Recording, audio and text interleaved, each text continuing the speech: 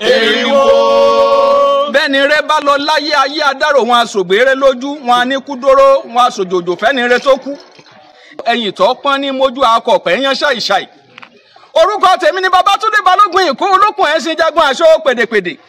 Lórúkọ gbogbo ẹgbẹ́ akéwì pátápátá àwa ṣe ìdárò bàbá wa tó lọ ní Àkànmú Ọlánrewájú Adépọ̀jù ọba ìwì.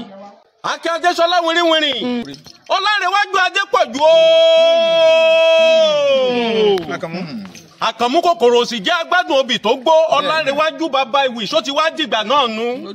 Eriwo ni gbó, igbó kan gógó, àjànàkú pẹ̀yìndà tán gbogbo jù lómi tìtìtì. Bàbá wa Ọlánrewájú Adépọ̀jù ò sì pé òun ò jẹ mọ́, ikú ló yọwọ́ rẹ̀ nínú àwo níbi tó gbé ń jẹun. Bàbá wa Ọlánrewájú Adépọ̀jù ó dọ̀run re, ó di gbére, ó tún dọjọ́ àgbéǹde, ìpàdé di lábọ̀ ó dìgbà. Stephen ọmọ rẹ̀ àrólé Olódùmarè lèmi ń jẹ́, ó dìgbà.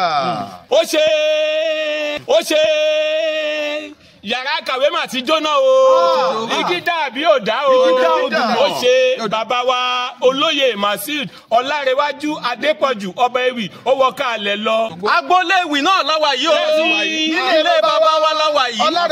Ilé akéwì àkọ́kọ́ náà láwa yìí. Ọlánrewájú Adépọ̀jù wọ́n ní gbogbo ibi tó bá wà ilẹ̀ rẹ ni. Ibi tó fàdàgbà ayé rọ̀ sí ó dá wa lójú. Ọmọ ni ó lò yòókù.